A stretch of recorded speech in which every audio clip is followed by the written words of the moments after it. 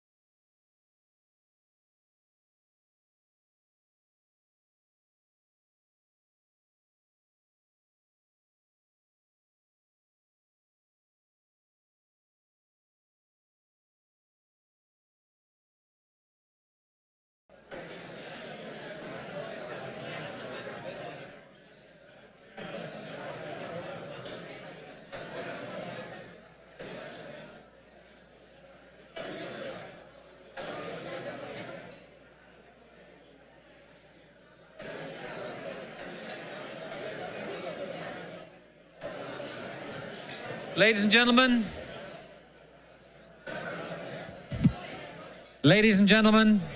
sorry to yell in your ears. This is an authoritative English accent calling you to attention. Please. I will not bash anything, Antonio. No, I will not. I refuse. I'm just not that kind of person. Hate to interrupt your conversations. Obviously, it's a very lively group. As I was just saying to somebody, the sign of a successful conference is when at the lunch hour, it's like a reunion and everybody's catching up. The thing that people remember from conferences is always that dynamic presentation. But in fact, the thing that actually makes it a success is when people are talking to each other. As you can see, we've had a conversation this morning all about infrastructure, or much of it about infrastructure. We suffer from some of those infrastructure challenges here at the Wilson Center. We don't have enough space to accommodate all of those people who want to do something good for the border. So help us with our fundraising, give us money so that we can build a bigger building for you next time, okay? Thank you so much. Always as the director of an institute, you have to sort of get that out there. But anyway, I am very, very, very pleased to be able to introduce to you our speaker for the lunch today. Assistant Secretary of State Roberta Jacobson, a very dear friend of the Wilson Center in general, a woman who is much loved on both sides of the border, a name which everybody recognizes in Mexico, and always, whenever you talk about Roberta, you get the same response from Mexicans. A big smile develops on their faces. And no, not who, Roberta. Anyway, it's testament to the incredible job that you've done. I'm going to read her bio very, very quickly, just so that she feels old. Roberta Jacobson was sworn in as Assistant Secretary of State for Western Hemisphere Affairs on March 30th, 2012. Previously, she was the Acting Assistant Secretary since July 8th, 2011. She served as Principal Deputy Assistant Secretary for Western Hemisphere Affairs from December 2010 to 2011, with responsibility for regional, political, and economic issues, management of personnel, and regional security issues.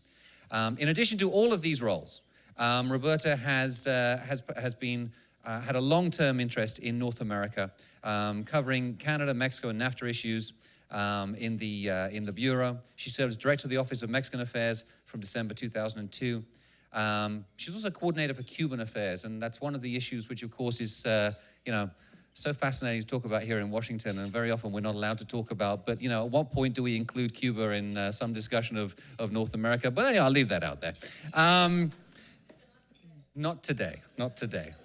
Ms. Jacobson holds a Master of Arts in Law and Diplomacy from the Fletcher School of Law and Diplomacy. And for those of you who have come into contact with anybody from Fletcher, you know that they're a complete mafia.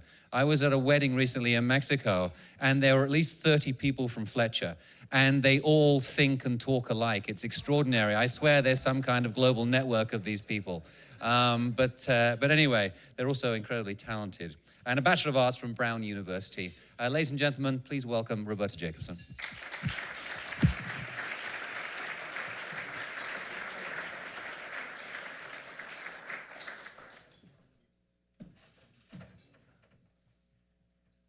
Well, thank you, Duncan. That was great, and I thought I could eat the rest of my lunch if he was starting on my bio. That could take the rest of the afternoon. It is now very long, unfortunately, which just shows my age. But it is really, really a pleasure to be back here, to be at the Wilson Center. I've actually never been in this room, and now I know why. Because as lovely as it is to look at, it's not the easiest to see all of you. So I apologize. I will try and speak to the room without looking like I'm following a tennis match.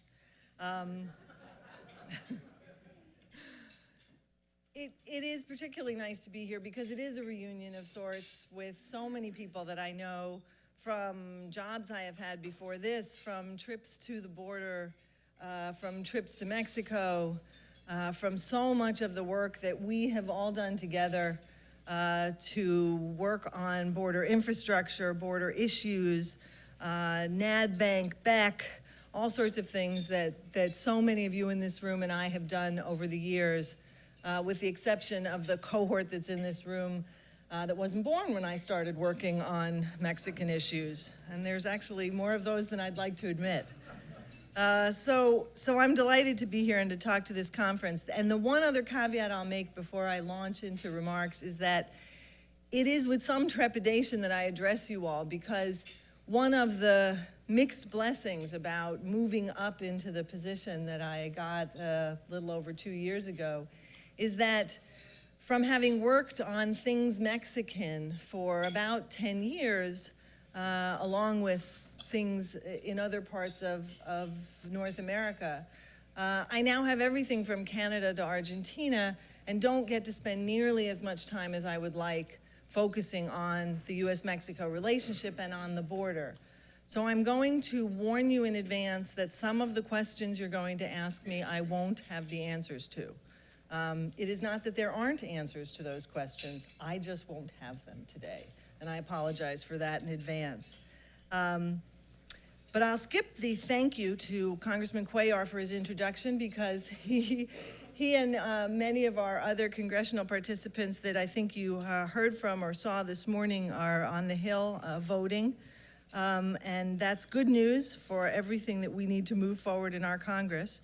And I'll thank Duncan and the Mexico Institute here and the Border Trade Alliance and so much of the work that they do every day, as well as ProMéxico and the Asociación de Empresarios Mexicanos, everything that has come together in this conference, which reflects what we all want to do at the border and to see move forward. And I know that we have Congress people from Mexico, and we are really proud that we have the kind of participation today and the interest that is reflected in this crowd. I think what that reflects is not just an abiding interest that so many of you have had in this vital region, a region that really I've always felt is not like Mexico City or like Washington, but very much its own region. But it reflects also a growing recognition by folks outside the border of the importance of the region to all of the rest of us. To all of the rest of us in the United States and Mexico, and really beyond in North America and the Western Hemisphere. You know the statistics far better than I do, but I'm going to roll off just a couple of them because I find them particularly impressive to us. We sell more to Mexico in the United States. We sell more to Mexico than Brazil, Russia, India, and China combined. It's not a statistic that most Americans realize. We sell more than $1.5 billion in trade daily with Mexico, supports millions in jobs in the United States and throughout the two countries. And when we think about that from another perspective, it's about 1 million in trade crossing the border each minute. We're going to be here in this room, or we will from the start of the program, for about an hour, and during that time, the United States and Mexico will have traded about $60 million worth of goods and services. There is no other binational economic relationship more important than our border regions. And our two governments recognize the importance of this shared border and are really committed, and I think have renewed that commitment to making it stronger, easier to get across for facilitating trade and travel, and to strengthen the security cooperation that we have. And I think you see that really in some both renewed partnerships, renewed energy in partnerships, and some new partnerships that have taken place in the last couple of years. So let me talk about just a couple of them, and then we can talk a little bit more about what you're interested in as we have some time. The high-level economic dialogue, I think, has gotten a lot of attention over the last year or so. It was announced when the president went to Mexico, and it really was an important part of what President Peña Nieto discussed with President Obama as rebalancing, is what most people call it, rebalancing the relationship. I actually call it balancing the relationship. Because what there was a sense that while the relationship was still taking place on both the economic and the security terms, the public face of that relationship was all too often focused entirely on the security. And therefore, what we needed to do together was bring the economic and commercial side of the relationship back into the public view and make sure that we were giving it as much attention, as much profile, as much oomph as we possibly could. And so the high-level economic dialogue was launched to focus on competitiveness and connectivity, to foster economic growth, productivity, entrepreneurship, and innovation in particular, and to focus on partnering for leadership both in the region of the Western Hemisphere and globally. And so the HLED has met when the Vice President went to Mexico, and it will be meeting again, I'm optimistic, focusing in this fall. But there are particular areas of the high-level economic dialogue that I think are relevant to the border. The Mexico-U.S. Entrepreneurship and Innovation Council, or MUSIC, is fostering cross-border entrepreneurship. And I know that you have seen the meetings that have taken place on that in the border region. But that has launched 2 border regional economic development strategies. And that is critically important.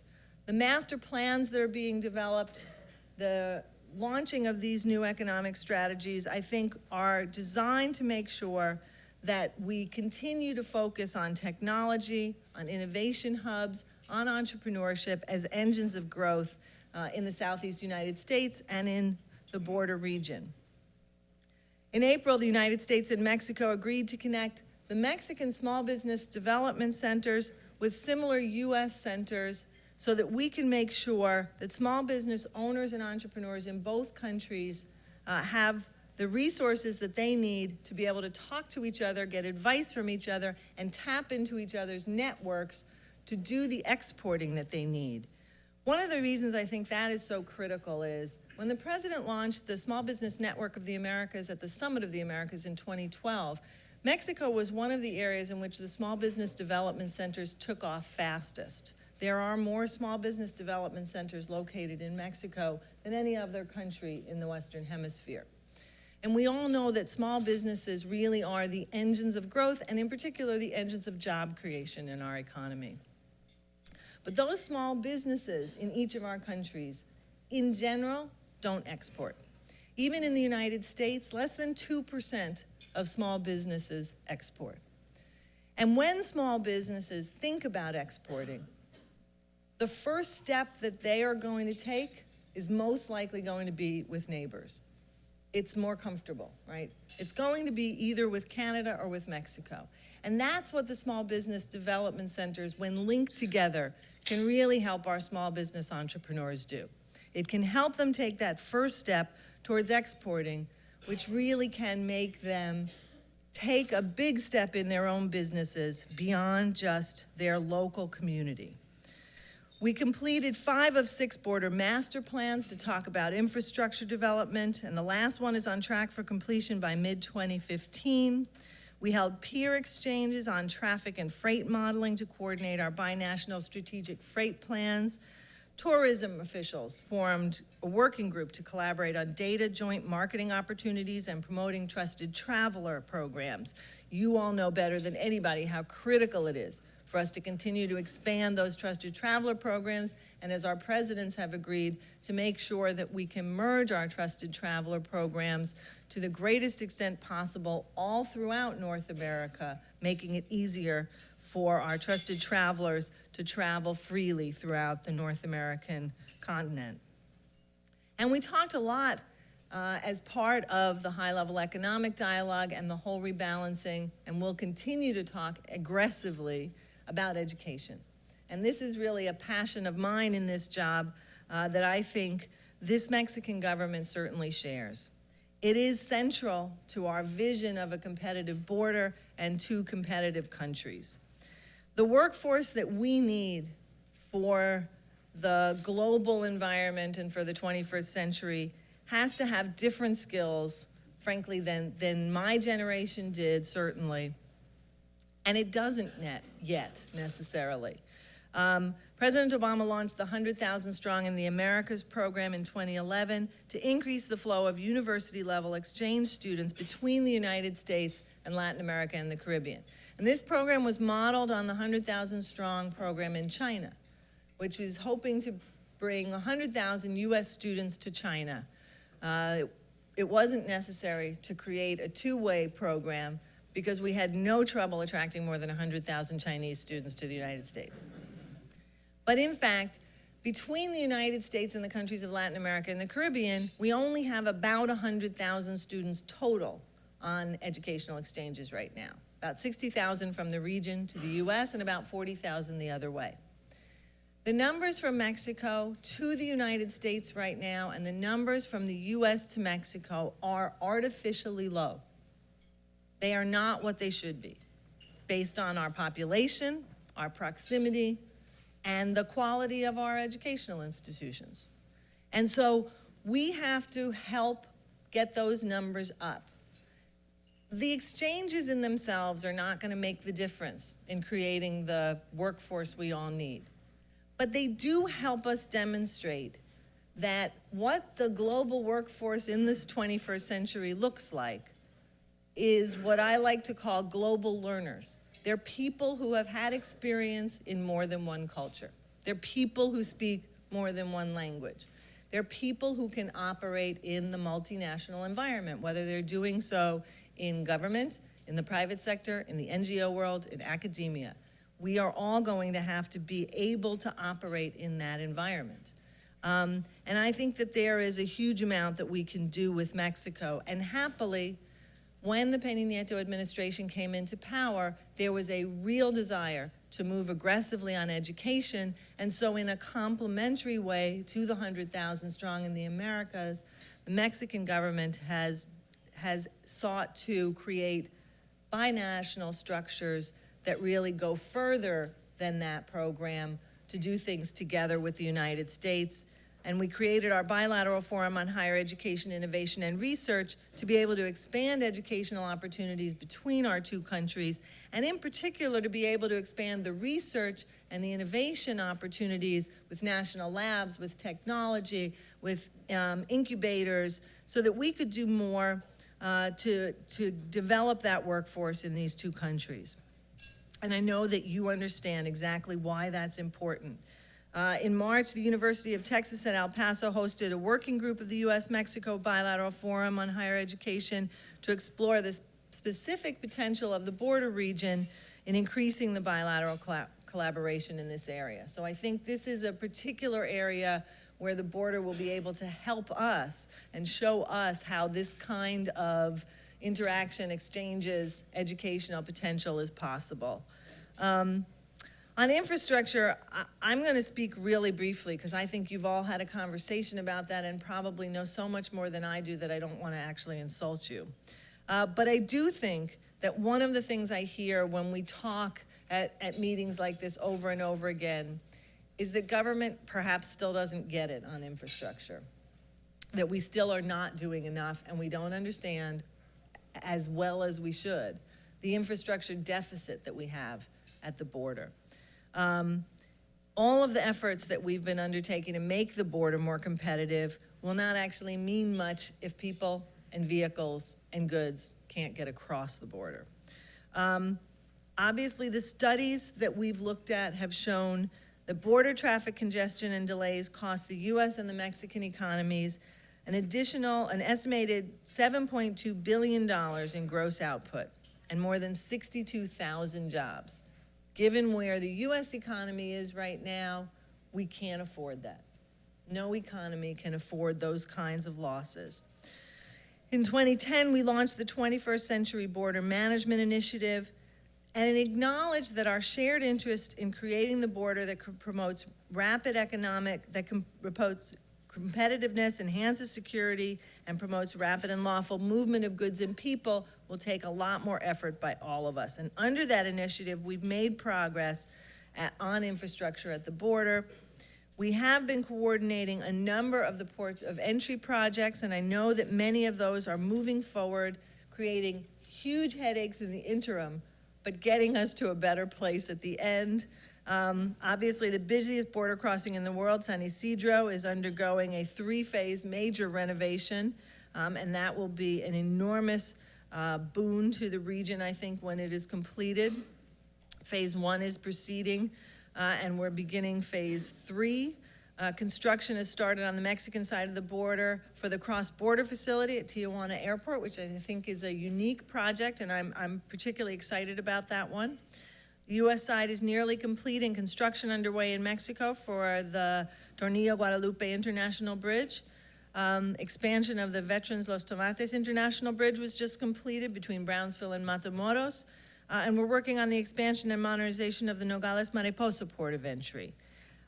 All of those additional capacities that we're going to have also mean that we need to collaborate to find other ways, in addition to that, to reduce border wait times, because we're going to be helped by the additional capacity, but that's also going to bring greater expectations. One of the things I will say is that when I started to work on Mexico in 2003, I will tell you that there wasn't, it seems to me, and Dennis Linsky will help me on this, but it does seem to me that there weren't nearly this many projects going on. And I know that towards the beginning of the Obama administration, and many of these had been in process for a long time before, there were about 3 new crossings that opened in a period of about 2 or 3 years, and it was the first time that we'd had that in about a decade, new crossings opening. So there is a sense that some of either very slow processes are coming to fruition, or initiatives are beginning to take hold because people have demonstrated the utility of them. We've convinced people, we've gotten money, whatever the reason. I think there is momentum again for things moving in that direction, and that is incredibly important to begin, as I say, to make up some of that deficit that we face. On the security side, I think there's been a lot written, let me just say quickly, about the pause on the security side that the United States and Mexico underwent at the beginning of the Peña Nieto administration. And I must say, I think that it has been overplayed to a great extent. It is extremely natural for any new administration to say, we'd like to take a look at what's going on. And we'd like to take a look at our own priorities and ensure that the projects that are underway fit our priorities, and talk to you a little bit about making sure that the things that we think are important have projects that reflect that.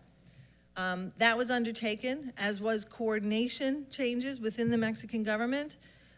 Over the last couple of months, probably 6 months or so, we have seen a rapid movement on the bilateral security projects with the Mexican government. I think that we have moved ahead on some 85 or more projects under the Merida Initiative that were on hold. Other projects, I want to underscore, were ongoing throughout this period. The pause was never a suspension of all programs. With hundreds of millions of dollars of funds moving ahead. And the outline of emphases with the Mexican government remains the 4 pillars under the Merida Initiative. There is a focus on police professionalization, both at the federal and the state level. There is a focus on strong communities and working to prevent crime. There is a focus on the border and security at the border, and making sure that we never see security and efficiency as zero-sum, but as things that have got to be working together to end up in a more efficient and secure border that reinforce each other in a positive way. So I think that we are in a position right now where the relationship has moved ahead very well, and where the security situation, as tough and as difficult as it is for the Mexican government and the Mexican people, you have seen significant victories against very senior drug leadership in Mexico in recent months. Obviously, the detention of Chapo Guzman being the most heralded in the papers, but very significant targets, many numbers of them have been detained. And I do think that this is the result of years and a renewed commitment to the kinds of law enforcement cooperation that goes on every day, in particular at the border, between professionals on both sides. And we are very grateful for our partners and the way that we work together on that. The phenomenon, just as our economic and commercial relationships are intertwined, and binational. For better or worse, criminal activities are transnational, and none of us can confront them alone. And that's recognized on both sides of the border as well. So I think this is a relationship that is going extremely well. Obviously, I haven't spoken specifically to the reforms that have been undertaken in Mexico, but we have seen some extraordinary movement on what some have called 20 years of reforms in the last 18 months in Mexico.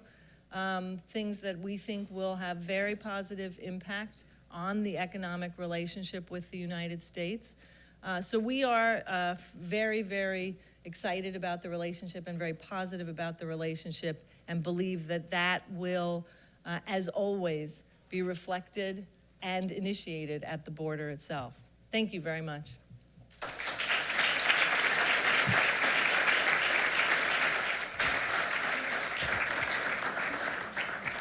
Thank you so much, Roberta.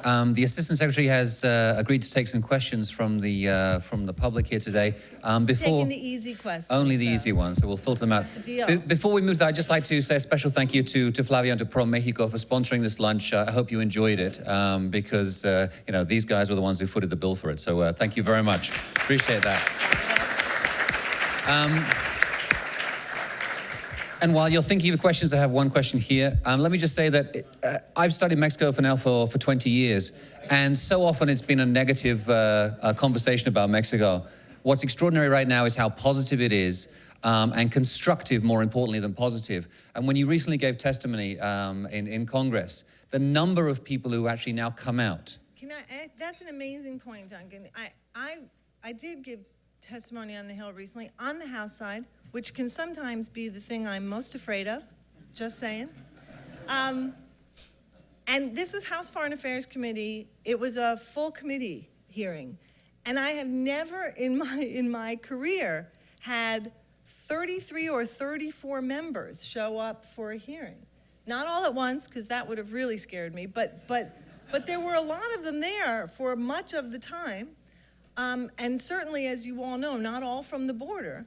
It was amazing because everyone was interested in what's going on in Mexico. It was I mean, not every question was all positive, but it was terrific. Yeah, it's a really good point. Hi, Roberta. Mario Lopez from the San Diego Tijuana region. Thank you for your talk. What's your opinion on what the role is of border communities with the new age-led? You know, it came out on the Federal Register that we could send comments. We send comments in from San Diego that's important to have, you know, good border voices as far as the age-led, but we're still trying to find out what does it mean to border communities along the border, and what's the best way of communicating what's happening, high-level economic dialogue with the local, you know, cross-border issues. Thank you. It's a really good question, and I think, you know, I think the most important thing is to make sure that Washington is understanding or aware of, let me start this again. Washington is famous for the law of unintended consequences, right? For taking decisions which are not intended to hurt parties on the ground or have effects in local communities, but do, or are intended to have X benefit, right, but have Y effect on people, in making things more efficient, reducing paperwork, moving to electronic forms, whatever, you know, it might be that we're trying to make more efficient. The effect on a local community or how a border infrastructure project may be affecting a local community is far too often invisible to many of us here. We try for it not to be by both being in touch with organizations on the ground and visiting, but it's not always good enough. So I guess the first answer to that is be as loud as you possibly can. The second is, frankly, through elected representatives who are aggressive on your behalf and should be. You know, I guess the other thing is,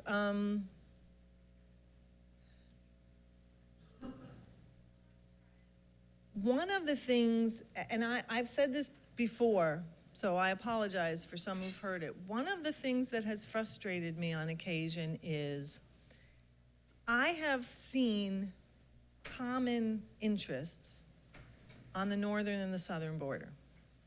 It's not the same. I'm really, truly, I'm well aware of that. But there are some things that border communities in the northern border and the southern border of the United States actually, I hear echoes. If community organizations in both places could occasionally work together on things, you would be powerful indeed, because the number of congressional representatives you would have would basically win. But I've yet to see, and I don't know whether Congressman Reyes would agree with me on this, but I've yet to see Southern Border Caucus folks on the Hill really work all that effectively with Northern Border Congress people on things, because everybody, and this is part of our system, unfortunately, everyone sees it as zero sum, right? If you get a little more money for the northern border, it takes it away from the southern border and vice versa. Instead of saying, wait a minute, we have some of the same issues. We, as border folk, ought to basically be beating out everybody in the middle. So I wonder whether some of it couldn't be done, whether there might not be some economies of scale that could be done on both borders. I don't know. I mean, those are some of the ways you've just got to try and continue to get our attention. Obviously, events like this are really important to bring visibility to the issues and to make sure that we know what some of the most pressing problems are that you're facing. And every time I go to an event like this, or my folks' staff does, we go back with something we had not heard before, honestly, right? And that's both good and bad. It's bad to be surprised by something because you don't like to think you haven't been paying enough attention, but it's good because obviously that's the point, right? Then we go back and we say, wait a minute, we weren't paying any attention to this environmental issue or this, agricultural issue, whatever. Manuel Suarez Mier, Center for North American Studies of American University, and I'm glad that you took the North American approach to this. As Bob Pastor used to say, we frequently do the bilateral ad nauseam, the dual bilateral. Proud. He'd be so proud Exactly, that you're channeling him here. I'm sure that you will be glad to hear that I am doing my disproportionate share of Mexican students here. I have 3 daughters in various universities in the U.S. Well done. One of them is pursuing her 2nd doctorate in Stanford University, but that's besides the point. What is, in your opinion, having worked on Mexico for so many years, your pet project that has been stalled for whatever reason? What is that one that frustrates you? As, by the way, the bilateral airport in Tijuana was my pet project, and I saw a Mexican minister of telecommunications say over his dead body, fortunately he's dead now. Yikes. God, I hope it doesn't take my death to do something. That's a very good question. I'm not sure I've actually seen a project that I really wanted to move ahead stalled. I have a huge commitment to the education stuff, and I am a little bit worried, honestly, that I'm a little bit worried by forces outside our control, okay? I am a little bit concerned that, and I do think that this is changing. My concern had been that the security perception in Mexico has, and it's clear, right? It has inhibited U.S. students from going to Mexico. In some cases, legally / physically prohibited them because there were schools that stopped doing their exchange programs. I think that's changing a little bit with the perception that there are plenty of places in Mexico where students can go to study and have wonderful experiences.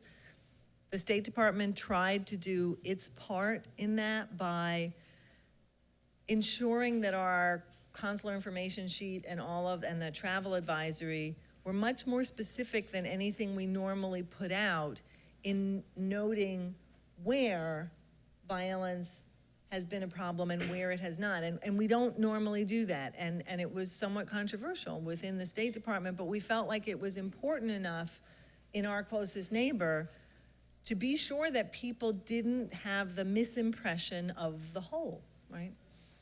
But I also think that, and I know this from, my own teenage kids and their cohort, I work on these issues every day, right? So I hope that I have a little bit better understanding than the front pages of American newspapers, I hope. But if you don't, right, if that's your perception of country X or country Y, then for a while you weren't going to send your kids to the place where all you saw were pictures of the morning after the latest attack. And in that respect, I do think that the changing public focus on the full range of things going on in Mexico has been very, very good for both the bilateral relationship and Mexico and the potential to send students back to Mexico and tourists back to Mexico, because there is so much more that's going on. And when you talk to parents of students about going to Costa Rica, you have a very interesting conversation about how great Costa Rica is, as if nobody actually understood the geography of Central America, right? And that is not to disparage in any way Costa Rica. It's a wonderful place. But there are problems on the isthmus that affect the entire isthmus, not just the Northern Triangle. And so I think this is not just spin. This is an important ability to project what is the reality in Mexico. And that was part of what I think the Peña Nieto administration wanted to do. There were some who were concerned that this was just, we need to spin something differently. And I think we've helped with our partners do a better job at conveying what is real. And so my hope is that we can now advance on the educational side. But I also hope, and this has been a big thing of mine, and I'm not sure what the structural impediment is here that I need to get rid of, if we continue to have the same socioeconomic groups of students who've come here forever, right, whose parents and grandparents came here to school, who can afford it, that if those are the same kids who keep coming, then I will not have succeeded, and I don't think you will have either. We have to broaden that pool to the kids who never thought they could come here, to the kids who are not coming here, with all due respect to your obviously very successful daughter, to the kids who are not coming here to Stanford, but they're coming here to community college, and they're coming here to technical schools, and they're coming here because they're going to learn how to operate the computer machinery in a production plant. That's really what I'm trying to expand. And that's hard. We've been working with Miami-Dade College and others. That's really hard because those kids may be older, they may have families, they may have jobs. They're not coming for junior year in Spain, right? They're not doing that. But maybe they can come for a month if I guarantee their job at the other end, or the private sector guarantees their job at the other end. So that's really what we're talking about. How do I expand that pool to the kids who haven't had that opportunity before, both in the United States and overseas? That's really what I want to get at. And I'm not sure what's stopping me, but I'm still having trouble. Assistant Secretary, let me give you my personal thank you, but for a more formal appreciation, I'm going to hand the microphone over to Flavio from ProMexico. Well, thank you very, very much. As I was listening to you, and thanking you all for attending this beautiful chat. I was just listening to Roberta just an hour ago saying that she didn't come prepared. And you know, the sense of preparation, it's questionable, but as questionable it is, I think it reached, her message reaches out in this very semicircular room, and I just cannot express how how lucky we are. ProMexico wanted to have vehicles with which to express how good partners we are. And listening to your speech about security and what is it that you have done in security and what's your view on security, seeing your speech, listening to your speech about education, which is nothing less than emotional, because you really think that when a people understands the issue, then you don't want to see medical doctors, you don't want to see engineers, you don't want to see lawyers driving taxi cabs, that from time to time in countries of Latin America you see quite often, from anywhere from Mexico to Buenos Aires, and then you can see that, and sadly, you can realize that that's a waste of economic resources. So what the pertinence of education that you are talking about is exactly what we have to focus on. I mean, we did it in Querétaro, remember? We did organize a university which didn't exist, because the industry asked for that university. And the industry was the one that asked for the subjects to be taught in that university. That is it's the university which was formed to house aerospace business in Querétaro. So the more I hear you, the more I am convinced that the education needs to be pertinent. And your emotional linkage between girls, boys coming to the States to community colleges as opposed to the big ones, universities, is nothing but necessary, not even real, necessary for the industry. Otherwise, we will still continue to have people that are highly unsatisfied in their lifespans because of the lack of connection between what they think they know and what the industry or the society needs from them. So I am very, very happy. I thank you all for coming. ProMéxico feels that this is the job that we have to do together with the U.S. You have graciously and supported an initiative of Select USA, partnering with ProMéxico to do things together so that we can show the world that, yes, we can become a power place, a place to do business together. So no other words than my appreciation to you. Once again, thank you. I am thrilled about, and we are solidly backing you up on education. And thank you all for coming to this wonderful occasion, this wonderful lunch. Thank you.